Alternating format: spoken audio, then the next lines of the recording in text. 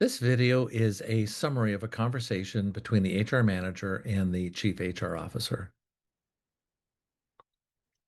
I just wanted to say thanks for taking time to meet with me the other day and to discuss some of the challenges that we have coming up. And I thought it would be good for me to put that conversation in a note. I'm using this video note as a way to share some of these important points back with you. As we discussed, our goal over the next few weeks is to find ways to improve what we do here in HR at the company. We know that we will face several legal claims.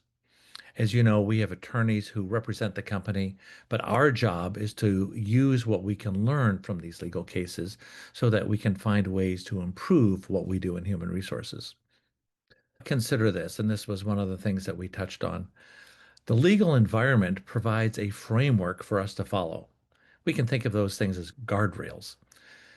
We can think of the term employment law and understand that it refers to what we do as the employer in our relationship with employees. But really, it provides guidelines that we use to guide our actions and our choices and our behaviors.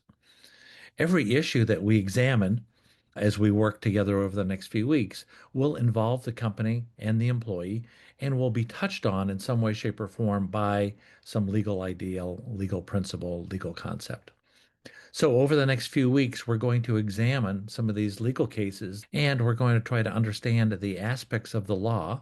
And we're going to try to do our best to understand how those parts of the law have an impact or affect our choices as HR practitioners.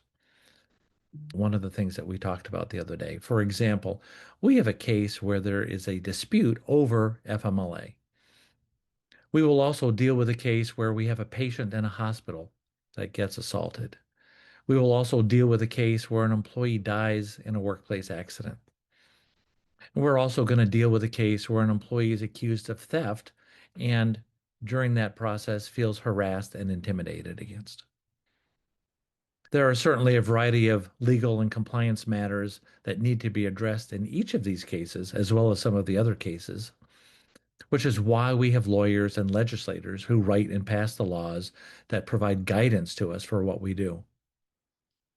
But one of the biggest mistakes that we can make as practitioners is a mindset issue. Too many of us believe that the law, which is a technical layer, prescribes what we do, prescribes our actions and our behaviors. And that's not really true. Technically, we need to comply with the law. There's no doubt about that. But just the act of complying with the law is only the beginning. We do that to ensure that we have a safe workplace and that we appropriately provide and communicate to our employees. But there is so much more that we have to look out for as HR practitioners.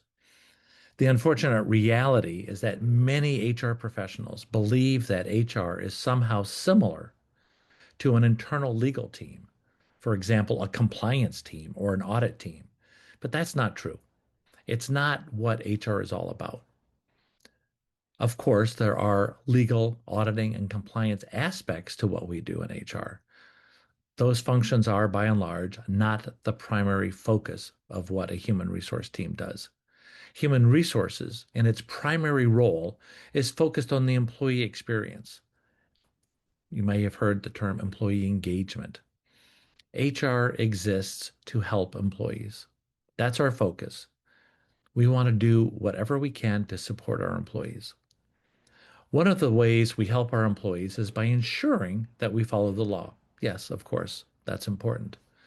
Over time, employment laws have been put into place to ensure that employees are protected, that they're not abused, and that they understand what their rights are.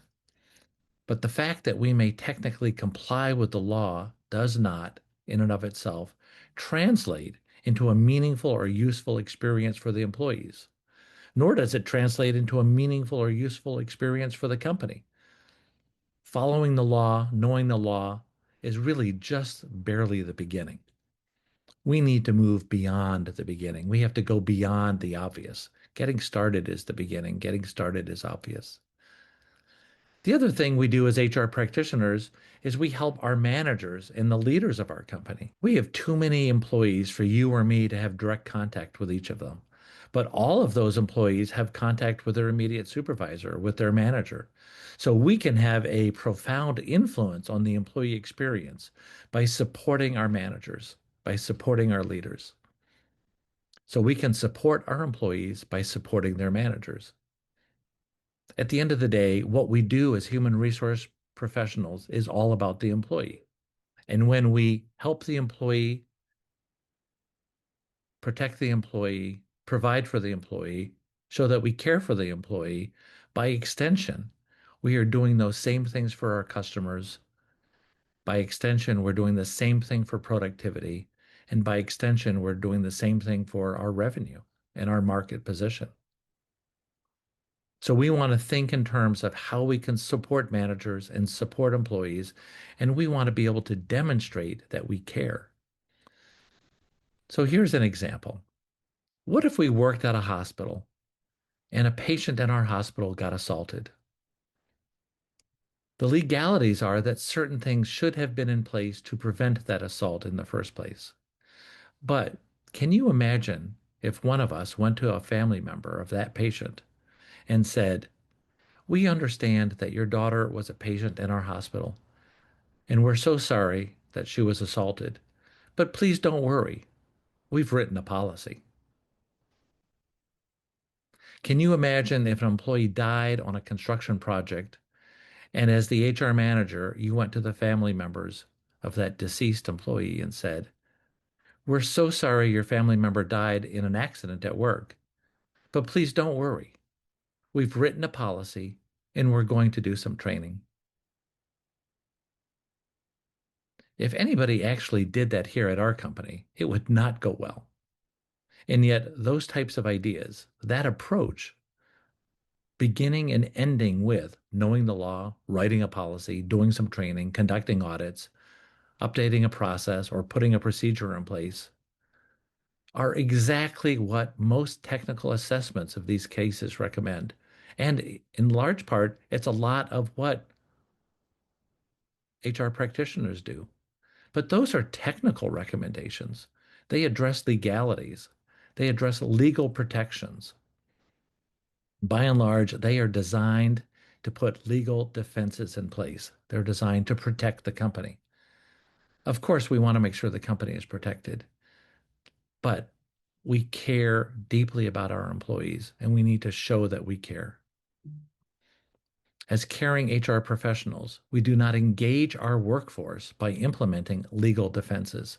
We engage our workforce and we support our managers by understanding what other people need and by demonstrating that we care what they need and by showing that we are doing whatever we can to help them. And we do this by treating others with dignity and respect. If all we do is look at the technicalities, we will totally fail to understand how to deal person to person, human to human, employee to employee. We will totally overlook what we can call the human element. That means we will miss out on the most important work that we do in human resources. The human element is remarkably important. How do we show that we care about another human being? How do we provide support? How do we let our employees know they are valued, that they are safe, that they are secure? How do we send that message to new hires? How do we send that message to our employees? How do we send that message to our managers and help our managers with the choices and the decisions, the actions and the behaviors that they take? When we think about this technical layer and some of the obvious recommendations that seem to be tied to it, we're also faced with some basic logic problems. And those logic problems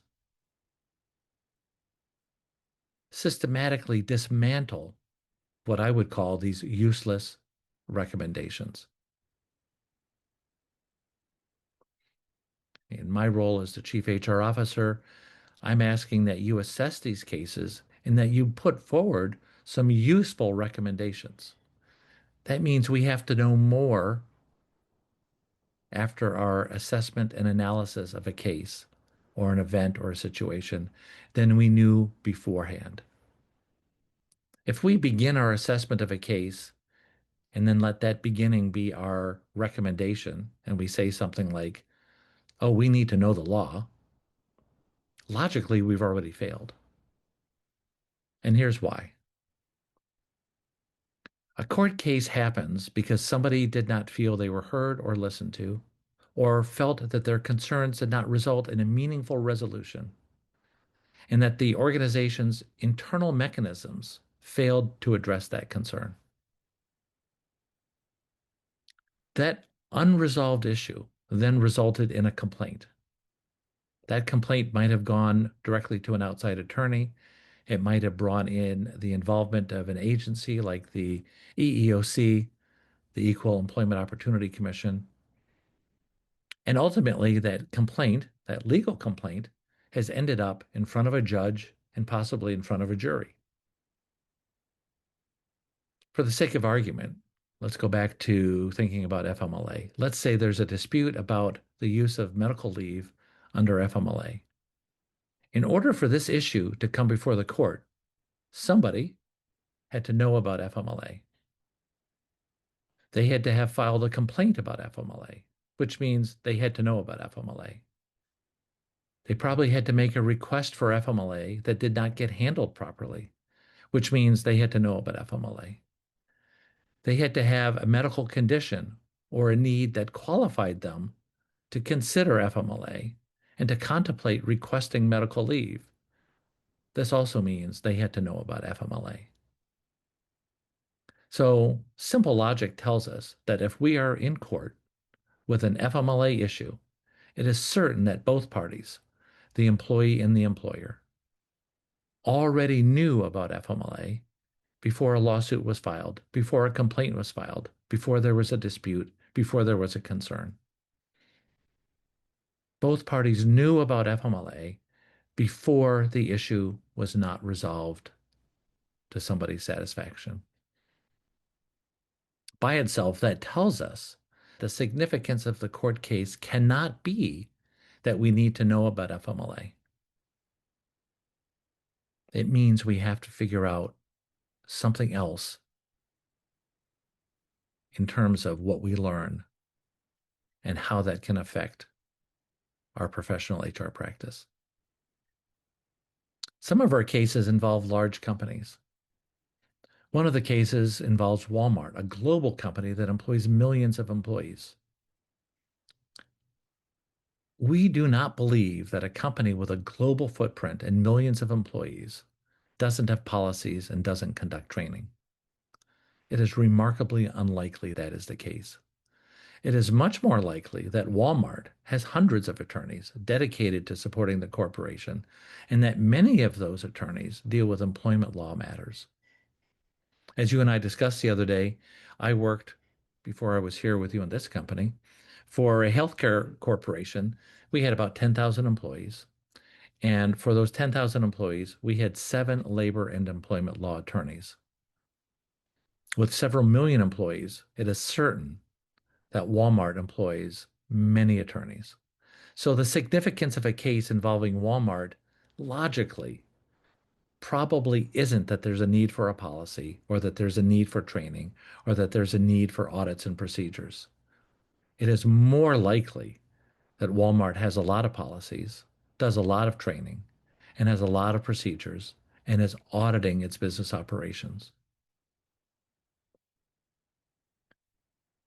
This means that we have to go beyond these standard, obvious, I call them useless, easy recommendations, primarily because those recommendations tell us what we already know. The logic of a case tells us that we already know this.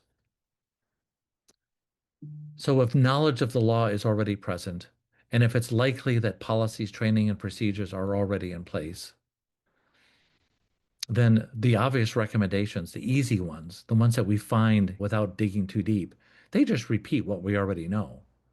I can't take what we already know to the senior team and ask for support or authorization to implement something to deal with something we already knew. So what we already know fails to tell us what we can do as HR practitioners to improve what we do. Much more likely is that we need to know about the dispute. What were the facts? What led to this complaint? How did this get in front of the court in the first place? More than likely, the failing isn't based on not knowing the law, training, or policies. It's probably based on something else. The dispute more likely happened because of how the employee was treated and how a manager responded to a concern and whether the organization demonstrated through its actions that it generally cares about its employees. So when you look at the court documents, which are all very interesting to read, you will not see guidance on how to engage, support, or care for employees. When you read legal analyses of the cases, mostly written by lawyers, you will see guidance on legal technical compliance and the technicalities of the law. But again, you will not see much that focuses on how we engage, support, or care for employees. When you read the assessments of these cases, almost all of them are written from a legal perspective, either from those studying the law or from attorneys who are assessing the court case. Our job is not to be assessing the legalities of these cases. Our job is to understand the case, the underlying legal principles, what led to the dispute or the complaint, and how can we use that as a lens to look at what we do as HR practitioners. Let me say that again in a different way. We are using the court case as a lens to look at what we do as HR practitioners.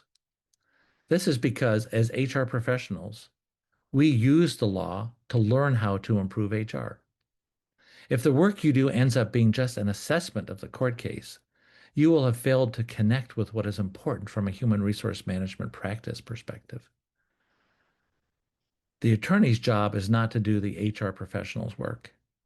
When attorneys debate, adjudicate, and determine some outcome associated with a dispute, they are looking for ways to defend the company, to protect the company from a legal claim, and in the event there is a legal claim, they are looking for evidence that will protect the company so that the claim or the allegation can be dismissed. When the matter gets in front of a court, the court is looking at which claims have greater weight, those of the employee or those of the company. The court might make recommendations, but generally those recommendations are far removed from the practice of HR, and they are connected to the legal posture and the legal defenses that are best for their client.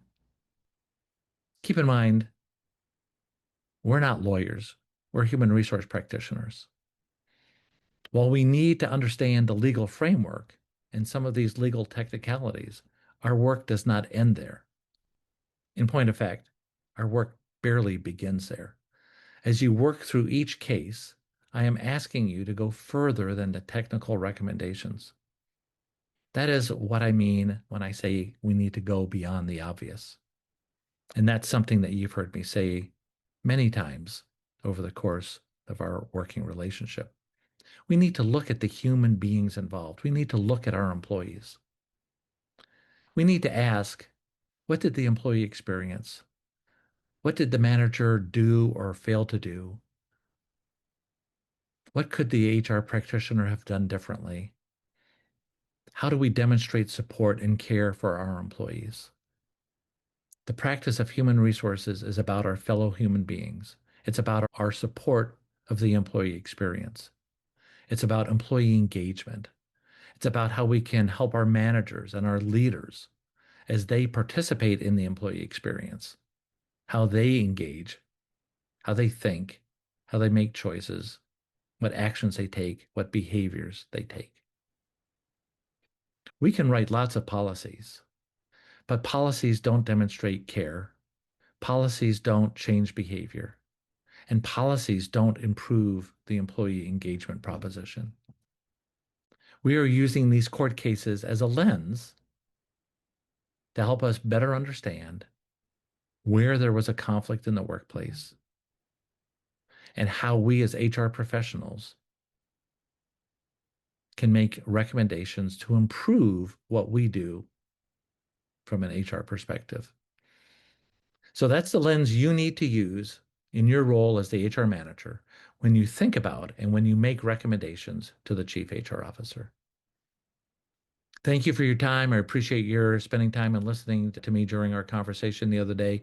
I hope this short summary helps you as you look at coming up with some awesome recommendations. Thanks for your time. Bye bye.